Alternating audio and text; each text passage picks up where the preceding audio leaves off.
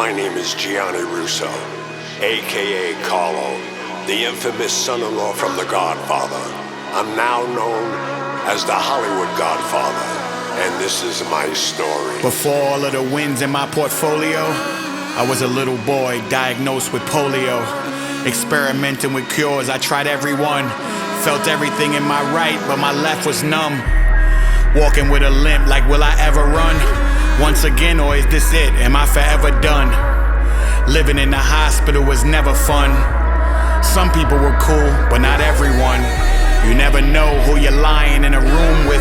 So I broke a broomstick in half and let it groove with the concrete in the bathroom floor. It had a new tip, stashed it behind the toilet in case I ever had to use it. Cause one day Dolores had a chat with me. Said she got word someone was coming after me. Speak softly, love, and hold me warm against your heart. I hear your words, the tender trembling moments. Welcome, everybody. It's time for another Hollywood Godfather podcast, and I'm happy to say he's not a relative, but I wish he was my cousin. This guy, Chris Russo, you probably know him as Mad Dog. We did a show a few weeks ago. I'm walking down the street, people yelling out the window, "Man, I heard you on Mad Dog. I heard you on Mad Dog." I mean, that's the power of Sirius Radio, and he's with us today. Chris, I want to introduce you to Pat Picciarelli, my co-writer, who wrote the book, Hollywood Godfather. Wow. And the three of us Chris. are here. Hello, Pat. How are you, buddy? All right. Well, again, Johnny, you were great that day. You were great that day, Johnny. that's only you were that on day. your- I you do were that on once form. a year. Look, but I got so many calls, and we couldn't wait to talk to you because someone said James Caan or somebody from his camp called in. No, James Caan was in the Hollywood Reporter, and he said that he did the scene with you getting beat up there on the streets with some stunt man. I forget his name, Pat something, I believe it was. And they planned it out the day before. And I said on the air, hold on now, that's James Caan telling the whole world 2 weeks before the 50th anniversary that he did it with a stuntman, when we all know that Johnny told us that he had a rib broke and a tooth and everything else. That's Caan, who I don't pay attention to. That's where that came from. He did not call in. He was trying to do a little preventive negativity by saying that he did it with the stuntman and not with you with that famous scene. Oh, we had a stuntman there, but I did I had to throwing over I mean, you saw him biting hitting me with it. That's how stupid this guy is. I mean, Jimmy Caan and I mean, we've never had a good relationship that day one. Plus, you tried to get me killed by accident, but it was a joke with, with the thing at Toots Shore. Yeah, 100%. Oh, yeah, yes. no, I mean, that was at Gillies, actually. Gillies, okay. With Junior Persico, which you don't play a game with this guy. And Pat and I lucked out because we wrote about it in the book. And I was the only guy I was worried about, a mobster that was still alive, but he wasn't on the street. He was doing life. He died a week before we released the book. Oh, really? Our agent said, "How'd you arrange that?" Talk about perfect timing. Perfect timing, Patrick. You're right. Yeah. By the way, talking about Persico, his heir, Andy Russo. How many Russos are there in this world, man? There's a lot of us. Like Smith. It's a famous. It's a very common last name. Apparently. Surname. Anyway, Andy, known in the street as Andy Mush Russo, took the throne from Persico when he went to prison. He passed over his son, but I think his son, Ali Boy, was doing time at the time, right, Gianni? Yeah, they both simultaneously went in jail for life. All right. Well, Andrew Russo was the heir apparent to the throne after Carmine the Snake went to prison for life, and he couldn't hand it over to his son because his son got time with him. I think he's doing something like 30 years. So they gave it to this guy, Andrew Russo, and he just passed away yesterday at 87. Wow. I mean, did he have actual command of that family or what? 87 years old. He was pretty No, sick. he had it. Believe me. I tell you right now. I mean, the Colombo family is under not in the limelight anymore, but they're still very active. I don't know what the hell they're doing, but they were very active. I don't know what's happening now after Andrew Bush goes. But he was a nice guy. Well, he died. He died under indictment. Right. Yeah, he got indicted. So he's gone. And the two people that got indicted with him are also very up there in age, in their 80s. They were also indicted. So Andy beat the charge basically because he died. But the other two looks like they're going to prison. So, anyway, I just thought. But Russo is a common name. There's no question about that. Well, you know, it's interesting because my grandmother is from Naples. She's a Russo. My grandfather was sent from Sicily to come to America because they didn't want to send him from Sicily because he had too much attention, because his brother was Angelo Russo, who was one of the major bosses in the Gambino family in Sicily. Wow. Which people don't even know. And Carlo Gambino, at the age of 17, came to America as a made guy. They made him before he came here to create the five families because the Moderanos were abusing the Italian immigrants. It's an incredible. You guys put it all together in that great memoir, and you gave us some of this stuff there too, Johnny, when you came on here 3 or 4 weeks ago. Right. But how long have you been on the radio, Chris? I started in radio in 1983 in Orlando, Florida. I should say in Jacksonville. And then I went to Orlando in 84. And I got to New York in 87. And I worked at OWMCA Radio. I was an ad and broadcasting magazine. I sent a tape and they hired me. I was 27, 28 years of age. And they put me on the air at WMCA, and WMCA went all Christian 2 years in. They were a talk station, a long, legendary one. And I ended up at WFAN. Now, WFAN started as the first all-sports station in America in July of 87. And I got there in December of 88. So a year and a half later. And lo and behold, you know, their afternoon drive host was a fellow by the name of Pete Franklin. Had a contractual issue the summer of 89, and that is when they got the idea of putting Mike Francesa and I on together 2 years into the start of the station. And so we began right around Labor Day weekend of 89 and worked 19 years together. So, and, you know, we hit it at a perfect storm. The teams are good. The Giants won a Super Bowl. The Mets were pretty competitive. You know, the Knicks had Pat Riley. The Rangers won a Stanley Cup in 94. So there was a lot going on in sports, and we were the sports station in New York. We also went to 66 from 1050 on the dial. 66 is a lot better, 50,000 watts, not as much interference. So you put all, and we had Imus, who did the mornings. So you put all that into the equation, and I hit WFAN with Mike at the absolute perfect time. And I did 2 decades, 1 to 6:30, Monday through Friday. Can't ask for a better break than that. Jesus, it's amazing. So you got over 30 years just with that network. I had 20 years with FAN, and then I left FAN in 08 because Mel Karmazin, who owned Infinity Broadcasting, went to Sirius, and he gave me a channel.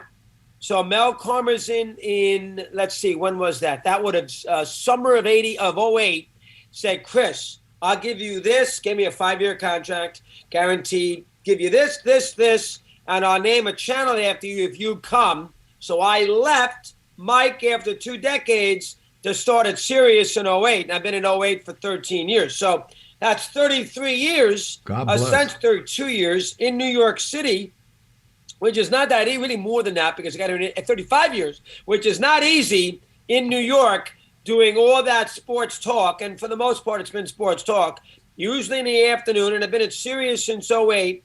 And then I've added a few little things here and there along the way. But I'm a radio guy. I love talking sports on the radio. That is what's made me successful, so I stick with it. Well, people love you, man. You say 33 years. You might want to think about making this a career. What do you think? Yeah, lucky. I mean, it's all you know how it works. You got to be in the right spot at the right time. You got to take advantage of some breaks. Again, I hit it in a perfect scenario. The '90s in New York were a big deal.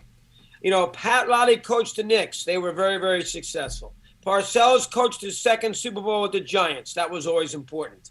The Mets always had a lot of things, sometimes negative going on, a factor. The Yankees, if Joe Torre got there in '96, they won 4 championships. The Rangers won their first cup in 50 years in '94. And I chronicled all that, Mike and I. So from that standpoint, I hit the New York market really at the absolute perfect time. Mike is from Long Beach. I'm from Syosset, Long Island. So you put the 2 New Yorkers on an afternoon drive station on the first all sports 24-hour radio, and it hits, and people like it, it's going to become a big deal. So that's where I was, right place, right time. You had to have some talent. I don't want to downgrade it that much. we were the perfect combination. That's Mike and fabulous. he was a tremendous encyclopedic sports guy. I'm a little goofier, malaprops, the language and all that, a little bit more hysterical. But the two of us together, he was funnier than people thought. I was more knowledgeable than people thought. You put the two of us together, and you can have a long run of success. And that's what happened. You talk about Imus for a second there. If it wasn't for Don Imus, you talk about being in the right place at the right time. If it wasn't for Imus, I wouldn't have published my first book. There you go. He loved cops, and I didn't know the guy very well. When he left, he was with ABC, I believe. He had a little substance abuse problem. Yeah, he was at WNBC. He was at NBC, pardon me. He used to come into the 24th precinct on a Saturday night so we could feed him. He was in bad shape back then, and he talked about it. He did. Yeah, he was very upfront. So anyway, he didn't not only not remember me, he didn't remember the '80s. I mean, he was gone. But I wrote this manuscript, and I didn't know what to do with it. I didn't know anything about the industry, and I just walked into Silver Cup Studios without an invitation with the manuscript in the late '90s. And I talked to the security guard. I told him I was on the job. I wasn't at the time. I was retired 10 years. I lied. But that got me into Imus. And I walked in with the manuscript, and the rest is history. He did everything he could possibly do to get that book published. He gave me his agent, Esther Newberger. And she very important agent. Very important. And he was, at the time, he was sponsored by Barnes & Noble. He had his Imus Pick of the Week. He made my book, the Imus Pick of the Week, for like 2 months straight. I owe everything to that guy. Yeah, he was great at selling books. I wrote 2 books too, and he was, especially with the first one, he was tremendous. I mean, remember, he put, FAN needed a morning show because in its infancy there in 87, 88, they didn't have a morning. You got to have a morning show on radio. You got to have a show where people wake up in the morning, put the radio show on, and then they stick with the channel all day long. Or the station. And that's what Imus did. So when Imus got there in October of 88, and then they switched to 66 from 1050, and then Mike and I started a year later. I mean, that's why I say it was a perfect storm. Everything kind of fell into place at the right time. Plus, the New York teams are good. And if you're doing a sports talk program in a city like New York, you need the teams to be competitive. You don't want to do lousy teams because people are going to lose interest. The better the sports teams, the higher the ratings. So if the Giants, the Knicks, or the Rangers, when the teams do well, you do well. So that had a lot, and they won. Look, the Giants won a championship. The Yankees won 4 championships. The Rangers won a championship. The Knicks with Riley got to an NBA final. You had Jordan.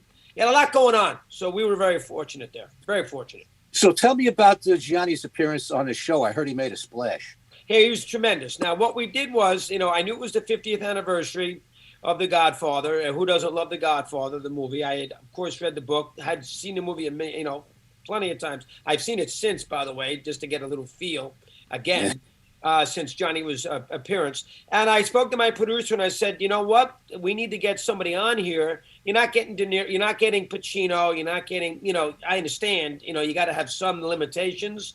And I said, how about Carlo? Now, I didn't know Johnny at the time. I said, how about Carlo? And Eddie looked all the information up, tracked Johnny down, and next thing you know, we set up a date. We put the Zoom together. We did it at I believe we did it at, we may have done it at 3. I think we did it at 3. We led the show with it. The day of the it was March 24th, because that was the 50th anniversary of the movie being released. So we did it at 3 o'clock. Played it. He stayed on to 4:15, and we did an interview. Basically talking about his life, the movie, how he got the part, all the things that Marilyn Monroe, all the things that you can think of that would be interesting. And people, they love that stuff. Johnny's life is an incredible life, negatively and positively, and they love that stuff. And so you have a lot of people calling in. Yes, sir. A lot of people responded to that.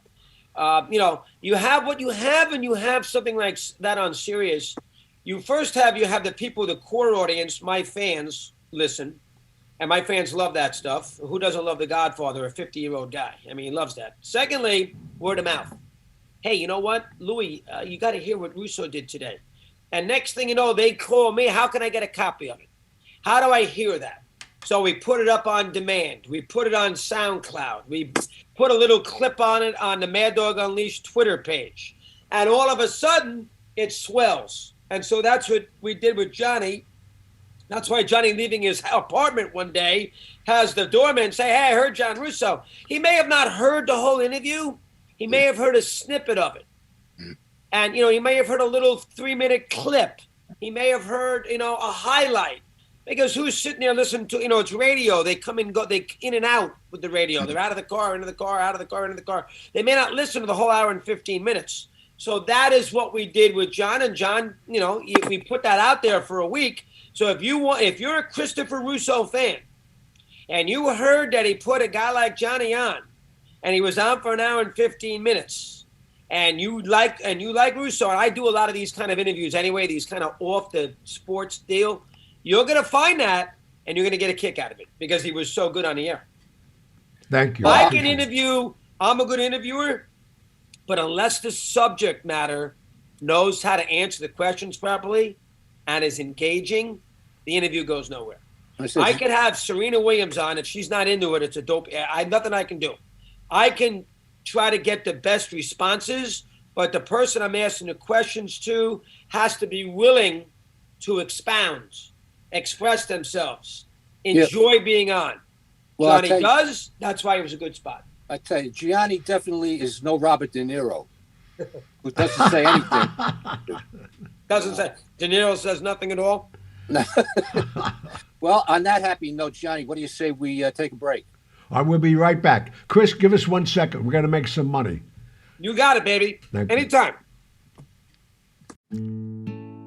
Today's show is being sponsored by Corleone Fine Italian Food Products. This sponsor really means a lot to me. Corleone Fine Italian has taken the heart and soul of the Godfather films and created a line of food products that include pasta sauce, balsamic vinegar from Modena, Italy, Genco extra virgin olive oil from Sicily. They created delicious pasta sauces, marinade, tomato basil, arrabbiato, and my favorite, Clemenza's meat sauce. You will be amazed. You will think your grandmother made the sauce herself. CorleoneFineItalian.com. That's CorleoneFineItalian.com. Okay, we're back. And we're talking to Chris Russo. For anybody that missed the first 5 or 10 minutes of the show, this guy is so dynamic. He's proven himself over 35 years on talk radio in New York sports, obviously mostly, but he fortunately gave me the opportunity to be on his show, and that's what we're talking about. Chris, welcome back, pal. Always a pleasure, Johnny. Thank you. And Patrick, of course, same thing. Thank you, buddy. Sirius, remember, the good thing about Sirius is when you work at Sirius, when I worked at WFAN in New York, you have to basically do sports.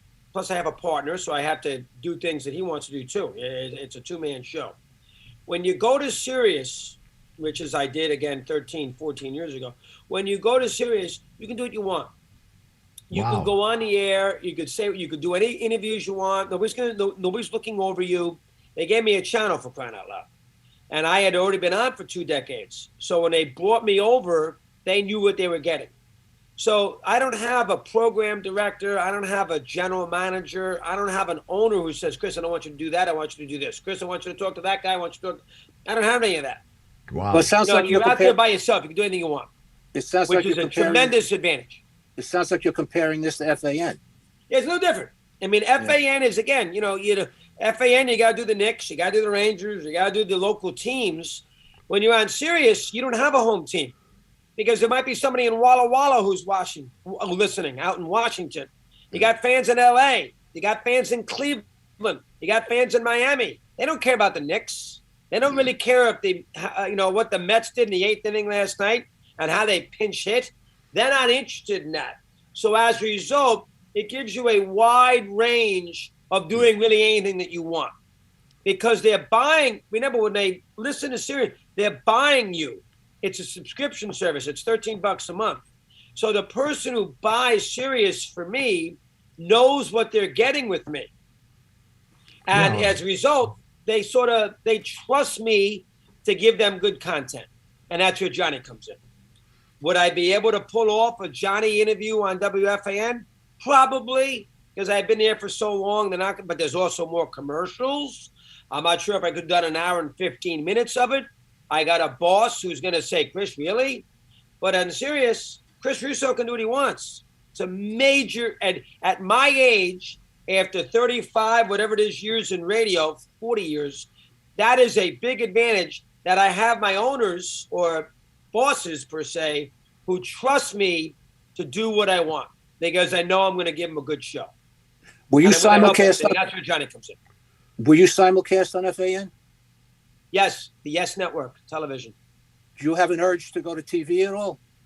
Well, right now I'm doing 2 things on TV. For the last 9 years, I've done a baseball show on the MLB Network, on the MLB Baseball Network, and then in the last 2 months, I've signed a deal with ESPN.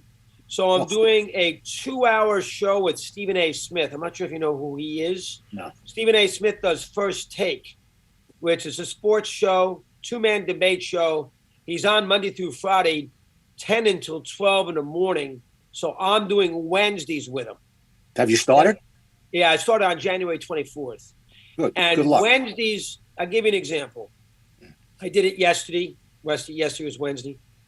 And I did something on old NBA players, a little debate, 3.9 million views.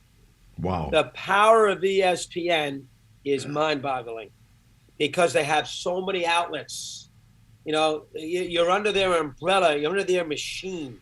So that's been fun for me the last 3 months because I've gotten a little more notoriety. Sure. People all of a sudden, who's this guy? I haven't heard of him. I've been a local New York radio guy. Sirius, not everybody's got Sirius XM.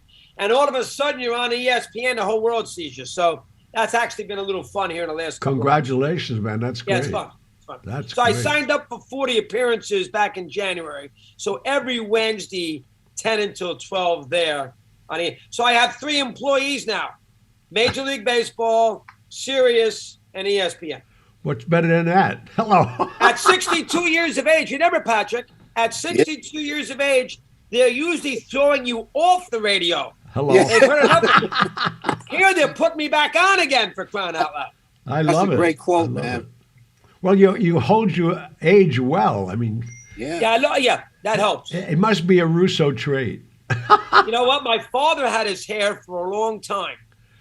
He died in 2013. He was 82, but he always had his hair. So I have a good head of hair like you do. Yeah. So I have a decent head of I'll hair. be 80 in December. I know. December 12th, right? Right. Me and Sinatra. Well, But that's yeah. great. But maybe, let me ask you a favor right on the air.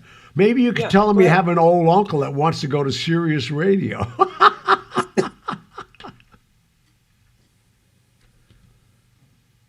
we lose lost you. Make a note. Okay. of that.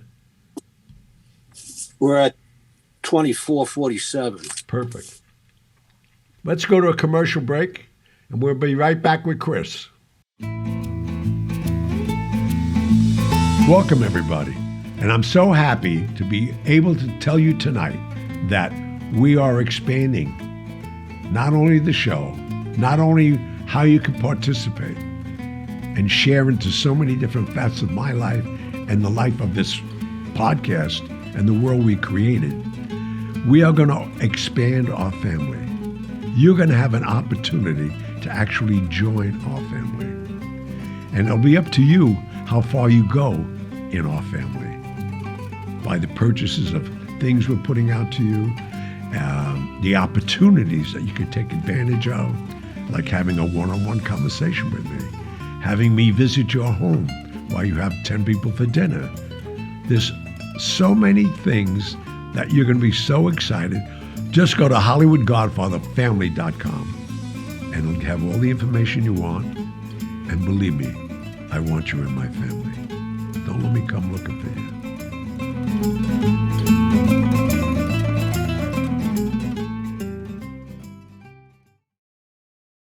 Now that we're back from commercial and making some money, tell them you have an old uncle that wants to go on Sirius. Yes. And Sirius, they give everybody channels. You know, the Beatles, Springsteen, Tom Petty, Billy Joel. They're very good. You know, they spread those channels around. They got all sorts of shows, Sinatra, and everything else. So Sirius has got 119 channels. I mean, it's a hell of an outlet. It really is. They got 119. They have the two big studios. They have 3 studios, one in D.C., one in New York, and one in L.A. Stern, Howard Stern. Right. So they really have everything. If you like any kind of radio, talk radio, left radio, right radio, conservative radio, CNN, the Weather Channel, NASCAR, the auto racing stuff, whatever you like, Sirius has. Whatever you like. Well, that's crazy because, and we have Pat and I, unbeknownst to us till we started writing the book, we both had an experience with the guy you just mentioned, Howard Stern. Did you? And we went to him both. I mean, I did so many shows for the guy. He was selling my show. They polled his audience after 20 years. And I'm one of the top 10 interviews. Wow, how about that? And he's selling it for $19.95. So I see him out at the Hamptons a couple of years ago. I said, "Where's my cut?" He said, "You don't need any money." I said, "You don't need any money either." Yeah, that's weird for Howard. Howard's got more money than God, for crying out loud. Yes, I know. Indeed. That's the best of Howard. And you would be in my top 10. No, I won't sell it because I don't do that. But you be in my top 10 too, Johnny. That's how good you were that day. Thank you. I appreciate it. And Pat was a security team for him, protecting his family. Yeah. Were you really, Patrick? Wow, how about that? Yeah. He this was before Sirius, and right about the time he wrote Private Parts. Yeah, probably about 2006, something like that. Yeah. But I was with him for about 4 years. I got him his carry license, and he was a very great guy. But of course, I moved. I'm in southwestern Pennsylvania now, and it's obviously it's a hell of a commute. So that ended. But he was quite a guy. Well, you were taking care of his kids, though, right? Yeah, his kids had problems in school because of his father's fame. They would be picked on, asked for autographs, and I had to go to the schools. I can't tell you how many times. But Howard was a gentleman. Unfortunately, he didn't want us on his show. I know. And then Stern, who wouldn't give you half his money for the greatest interviews that you did. And not only that, he wouldn't let us on the show to talk about the book, and he knew both of us. Really? Yeah. Oh, well, he really changed. The first Gianni tried, because I haven't had contact with him for about 15 years, even though I've had contact with some of his staff. But anyway, I tried, and I got an email back saying he doesn't publicize books anymore. Go figure. Well, his latest book, and our book came out at about the same time. How he thinks we're competition is beyond me, That was 2019, right? Yeah. So Right. anyway, it was a dead end, and we just let it go. I'm sorry to hear that. Well, I didn't know you then. I would have put you up. Next book, you're right. We're in good shape. But Oh, Sirius please. is, and he's been important for Sirius too. He helped get us on the map. But Sirius allows you to do what you want to do. To make a long story short, it gives the hosts a lot of freedom, and with freedom, you can do anything you want. And what person at my age doesn't like freedom with their career? Hello. No, that sounds great. Not having The good somebody, news, though, thank you for that invitation because we'll be ready October, November. They want us to release our book for Christmas, and this book is going to blow people away. This is basically, Chris, a fictionalized series highlighting Gianni's life. The point here is what's fiction and what's fact, and that's what we're selling it on. See, my lawyers advised me, Chris, I can't. I got away with this book. I talked about the candidate. I talked about everybody. But now, for us to expand, we want to write more books. So we have to go with a fiction. We're coming out with fiction books with the truth. I mean, everybody's in the book yet. Sinatra, Right. everybody's in it. You catch it. Excuse me. You couch it. God bless you. Excuse me. I had COVID last week, so I'm just trying to get over that. I That's know. the pain in the Chris neck. told me. God bless you. Thank God. Yeah, I was not well for about 6-7 days, but I feel better now. Anyway, Was that your first COVID? and I had all the shots, I had the boosters and everything else. So yeah, sick. I guess I was due to get it. My wife got it and gave it, and I got it, and there you go. Yeah, me too. Same thing. I had all the shots. I got it. I've never had it yet. You know, I mean, I wasn't, unbelievably sick, but I was sick enough where I couldn't work. So, I have a question. I Yes. understand that you took questions from your listeners after Gianni had left. Yes, we did. How did you handle those? What kind I of don't remember what the questions were. I think the questions are more in the line of, boy, what a great interview. Where'd you find him? Little movie-oriented questions with The Godfather, since, I think the questions were more a fascinating story. Do you believe him? Of course I believe him. Why wouldn't I believe him? I mean, a book got verified from the McMullen, vetted out there from London, McMullen. So, yes, I believe him. So the questions were along those lines more so than anything else.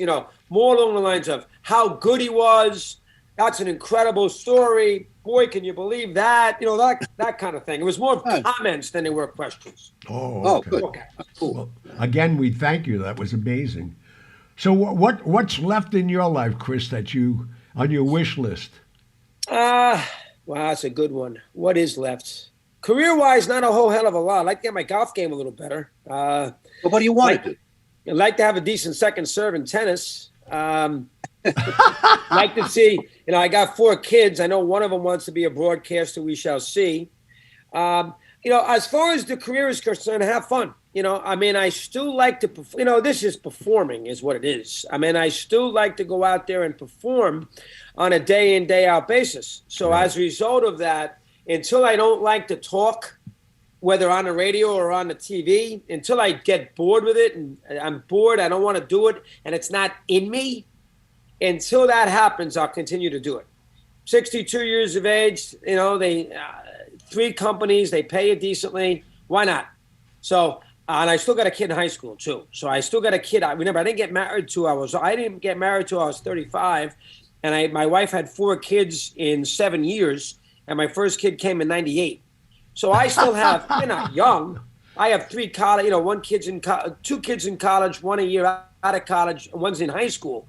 So until he gets out of high school and gets his act and finds out what he wants to do, gets to a college, I'll work, which would be for another couple of years, minimum. Well, you certainly have the energy. That's for damn sure. You got to have that. Oh, yeah. What's so important is you got to be passionate. Yeah. If The you're interesting thing of what you're enthusiastic and saying. passionate, that sells. People gravitate to people who seem to enjoy what they do. And since I enjoy the radio, they gravitate to it. Well, I'm saying, but a guy like you, like I pointed where I'm going, I could never sit home. My kids say to me, "When are you going to stop? Why would I want? What would I do? What would you do every day if we can't be creative and passionate about what we do?" I'm running 6 companies right now. And I'm starting another one. I don't care. I got the energy. Why not do it? I got my health. 100%. Yeah, I mean, you can't. You got to hang your hat on something every day. I mean, as I got a kid in junior high school. I got a kid a junior in high school. All right, if I could quit right now, I don't have to work. Right. I mean, I've made enough money. I mean, I'm living comfortably. I mean, I don't have to work. But if I do, what am I going to do? In the wintertime in Connecticut, what the heck am I going to do 9 to 5 every day when he's in school? My wife and I look at each other, go crazy. So we're better off staying occupied, keeping your mind going. Oh, yeah. If you keep your mind going, you live longer. So, yep. And I love to read books. I just read a great book. I'm going to put him on. I'm a big book guy. And I just read a great one. You'll laugh at this. Truly, Madly. It's about the love affair between Vivian Leigh and Laurence Olivier. Wow. It came out 2 weeks ago. I saw it in the New York Times, so I got it. What a book. And the author got a book-length story out of that. He's 400 pages. And he's a former Hollywood reporter who's the dean of media and theater at Chapman College in Orange County, California. And I saw it in the New York Times. I said, geez, let me get this. And she was bipolar, Vivian Leigh. Yeah. And she married Laurence Olivier in the late 30s. They both left families, eloped, both left families. And I tell you, I loved it so much. I got to get the guy on the air. The tricky thing about getting him on the air, that might be a little too selective. Godfather, everybody knows the Godfather. Everybody saw the movie. Everybody knows Carlo. Everybody knows that. How many people know Vivian Leigh and Laurence Olivier? It is 60 years ago. I know. She died in 67. He died in 89. And that's a long time ago to all of a sudden now go back and look at their relationship back in the 30s and the 40s. So that's a little too selective, but I probably will do that spot. Have you read the James Patterson's new book? Yeah, he's got books out. I haven't had him on before. The Defense Warrior. He's had books out. Ron Howard, the great director, right, did a book about him and his brother with his parents. They were great child actors. They're called The Boys. I've been trying to get him on. I've had him on before. He's doing a movie in Australia right now, so I haven't been able to find him. He'd be good. The book came out in October. You got to be curious to do a good job. Yeah, everybody loves, Ron Howard. Everybody loves everybody him. Grew up Apollo with him. 13, all the great movies he's done. Everybody, Beautiful Mind. Everybody loves him. And he was a great child actor. He did the Griffith. He did Andy Griffith. Oh, my God, yeah. He did, he was in Opie forever. He did movies, American Graffiti, Happy Days. He did everything. Yeah. And his brother, too. Be a good spot. So I got to find him. He's next. That's great. But okay, then. We want to thank you, man, because I enjoyed every minute of it. You two are the best. Next book, get us a copy. We'll get you on. All right. Well, thank you. Okay, got a deal, man. Got a deal. Thanks for having me today, Johnny. Are you kidding? Thank you. No, thank you, my Chris. Pleasure. And thank you, wife, for her assistance in the technology. Thank goodness. I'm sorry for the mix-up. We can edit that and put it together well. We'll do it. Oh, no, we'll do it. But thank you. Really appreciate it. Thank you, Johnny. All right, keep in touch. See you later. Bye. We're going to take a quick break, and we're coming back for the mailbag, one of our favorite parts of the show. Because you know how I love to dress. La Cosa Mia will be coming soon. This is just a teaser. Each week we'll be bringing you more ways to get in touch once their website is up. This line of clothing is from all over the world, and I'm sure you'll want to wear it. Welcome back. My favorite part of the show, I shouldn't say favorite, one facet of our show, but it is the thing that connects us to you. And that's important because without your audience and your participation, Pat and I would be, I don't know what we'd be doing. But anyway, it's time for the mailbag. Time for the mailbag. All right, we got one here from Joe. You know Joe. He sent us an email. Yeah. Johnny, have you ever had any dealings with Tony Danza and Sebastian Maniscalco? I mentioned them together because there are clips online of this sitcom pilot that never got picked up.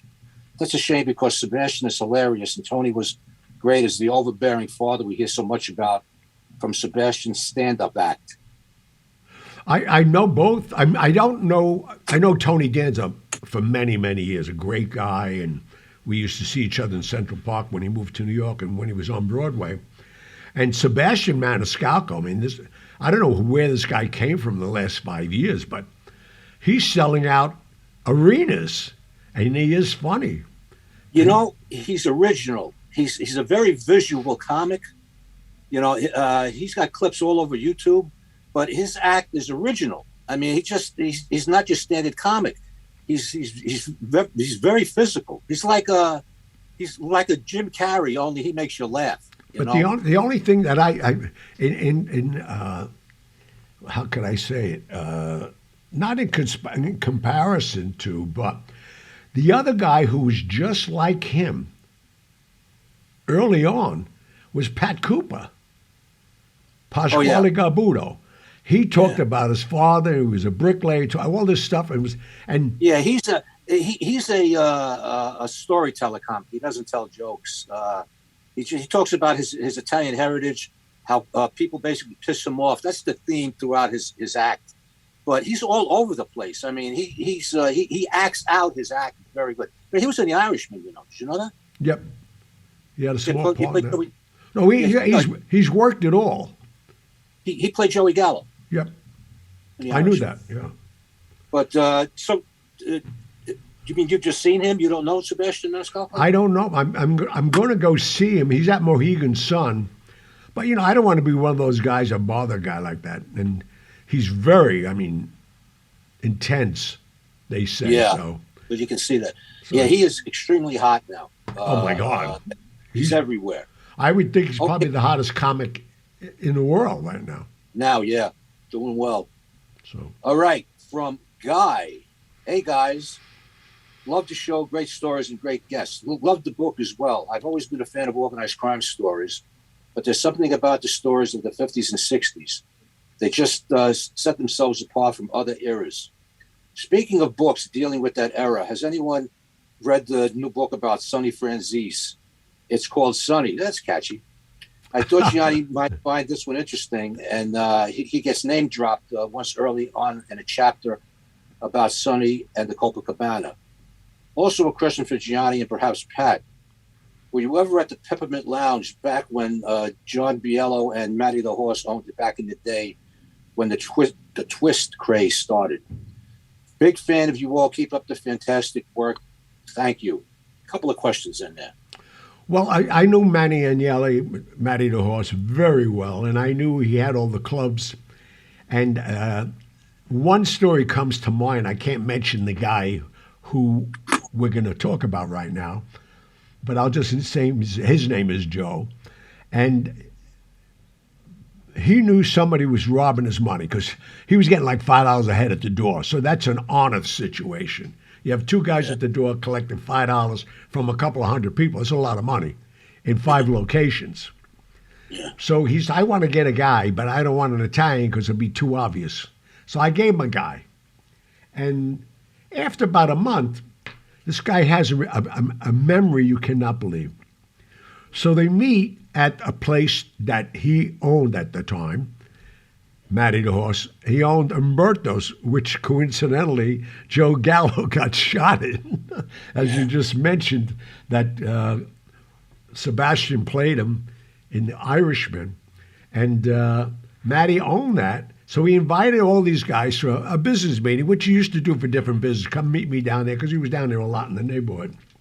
So they were all sitting there, and this guy that nobody knew, the new hire after a month, they're sitting there, and Matty says, well, Joe, tell us what you found out.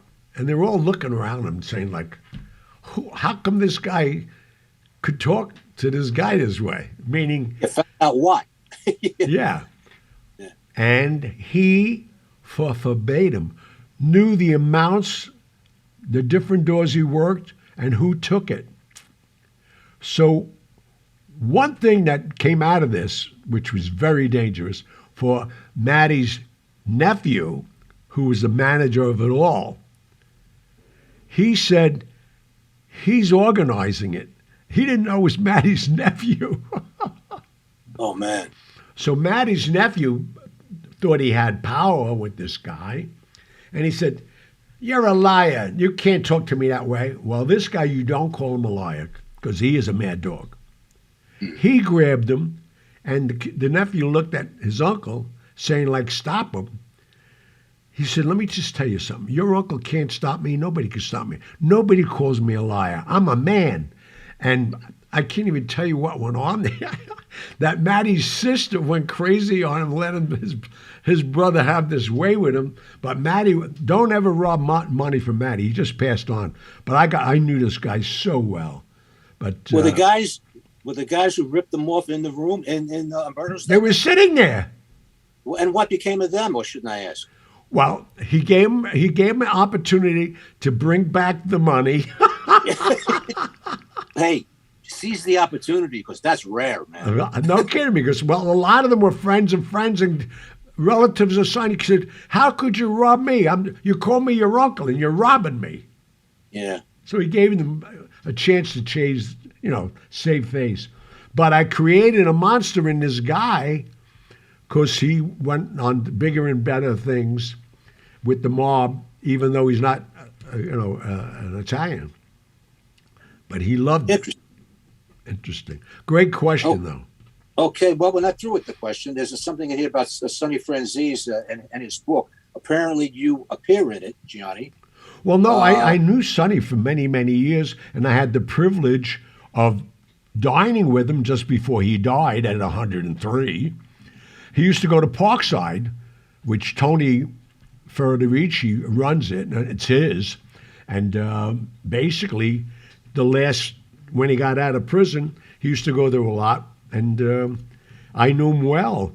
In fact, his son Michael reached out for me to do his podcast, who I never met. And he said, we know each other. And I say, again, I don't know you because you're 5 years younger than me at least, and nobody knows. If they didn't read the book, they would know.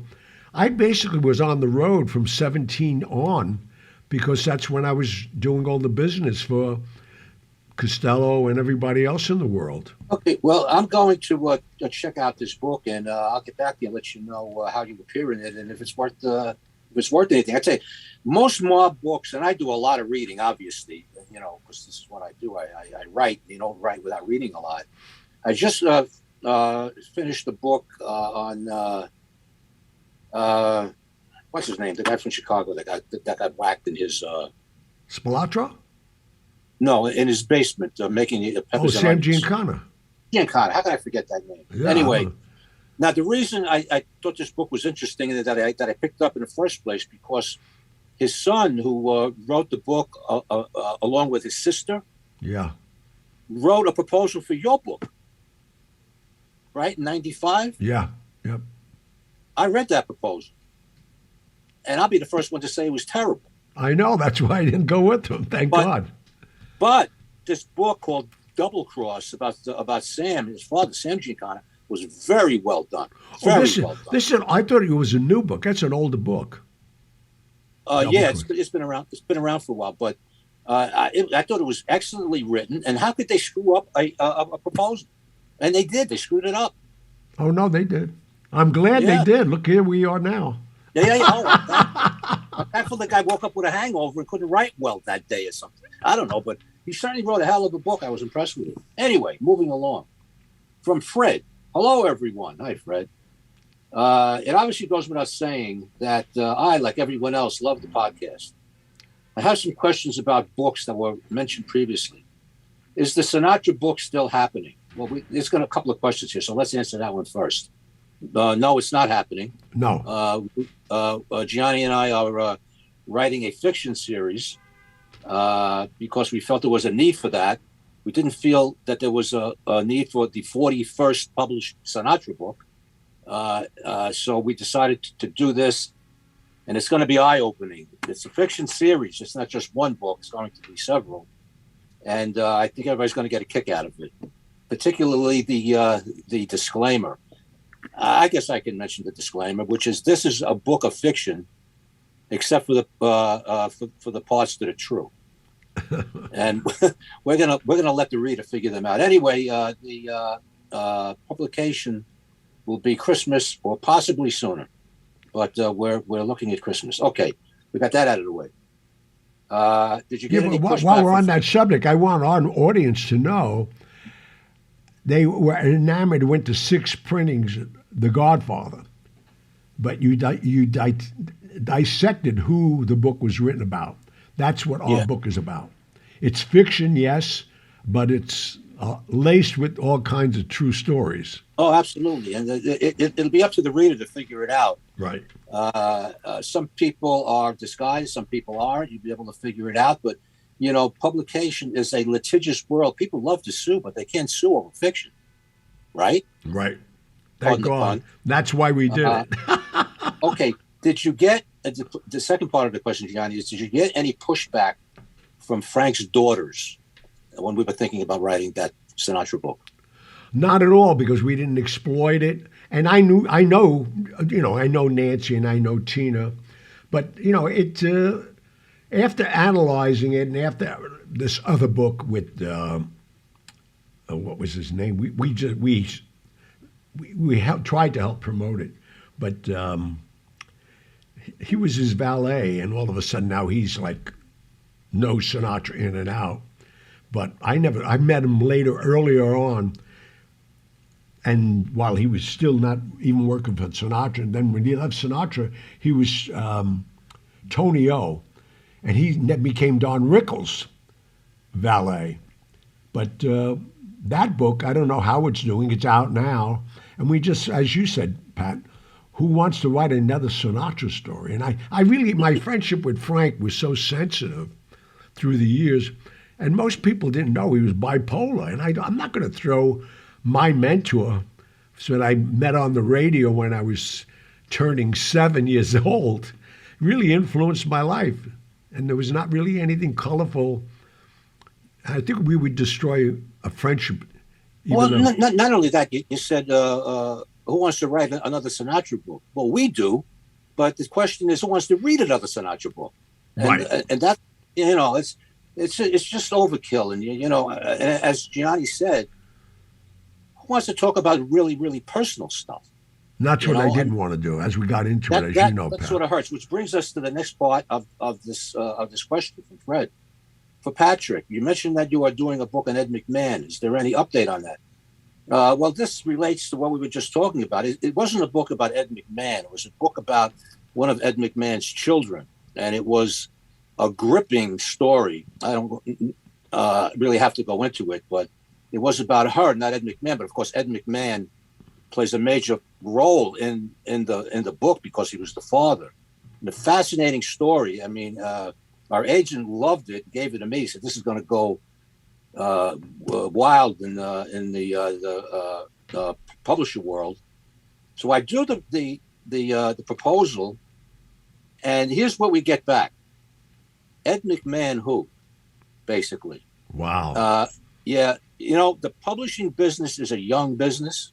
Anybody who's submitted books or worked with a marketing director or a marketing portion of a publishing house, these people are in their 20s.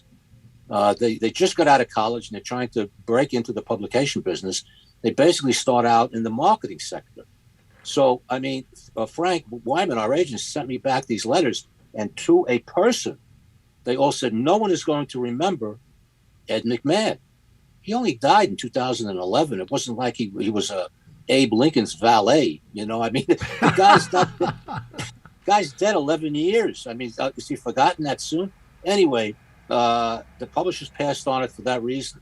Well, to basically verify why he may be unknown to so many people, if you go to bed before 11:30 at night, you don't know who he is.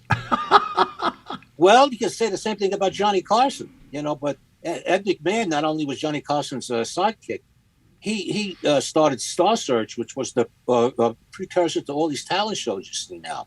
He was everywhere. He had an act in Vegas. This guy, at his height, and I did background on this guy, he was worth $700 million. $700 million. He died with nothing. Ed McMahon was worth $700 million? Yes. His assets. He earned $700 million. I'm not talking about cash in his hand. I'm talking about his assets plus the cash was worth. He owned houses. He owned a yacht.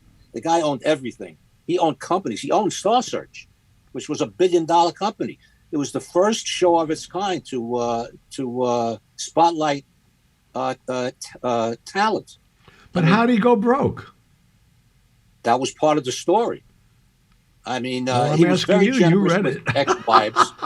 He bankrolled people. He was a soft touch for everybody. He just let his money go. He died almost penniless. At the reading of his will, all his kids showed up. There was 7 of them. Some were adopted, some weren't. There was $5,000 left, and he left it to the daughter that I wrote the book about, because she $5,000. Wow. 5,000 was all he had left. Anyway, the story was captivating. What this woman went through, and I don't want to go into it here. It's all off topic. But basically, publishers turned it down because they said, Ed McMahon, who? That made me feel very old. Oh, I tell you. Yeah. Anyway, what else do we have here as part of that question? Also, on the most recent show, Pat's son was on in place of Megan. Well, he was a welcome addition. I miss Megan, and that brings that millennium perspective. Hopefully, she is taking a well-earned vacation. Anyway, thank you all for the hours of enjoyment you provide to me on a daily commute from Long Island to New Jersey. Great. That was from Fred. Okay, from Will. What do you know about Dino Salini from Steubenville, Ohio, that was on to set up the casinos in Havana for Meyer Lansky? I'm reading this verbatim. Dino Salini, Cellini. Don't know. I He never went to Havana. That was before me because they were in Havana. I went to Havana in the last two years of it, and then, as we all know, Fidel Castro threw Batista out and took over. So that must have been early on. What's that? I said, when did the mob start in Cuba? Do you know? Oh my God, yeah, they were in there early. They went there before Vegas. Really?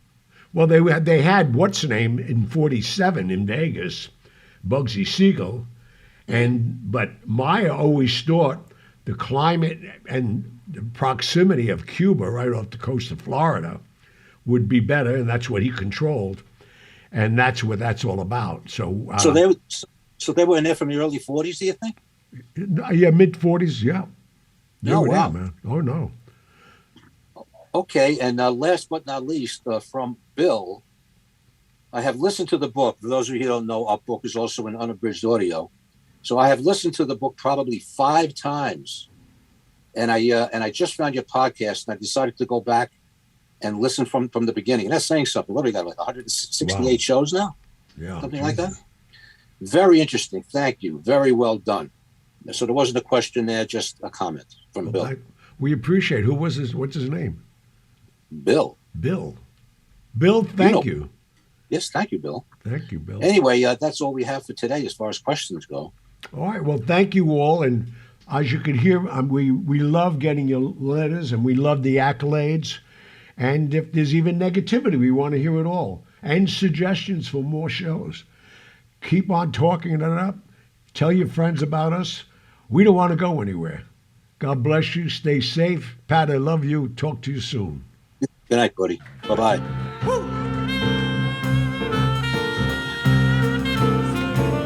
If you're feeling sad and lonely, there's a service I could render.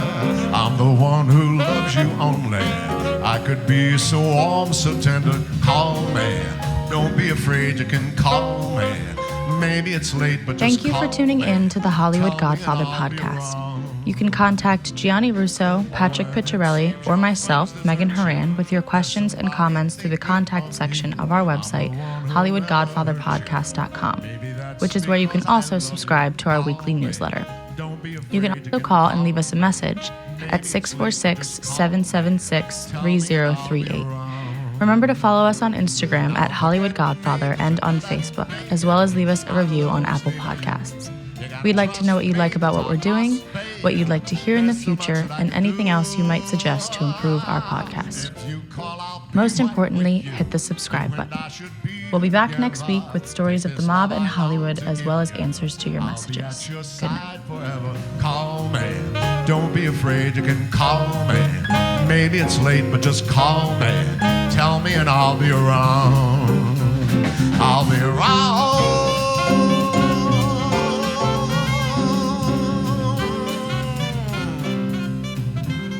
Give me a call.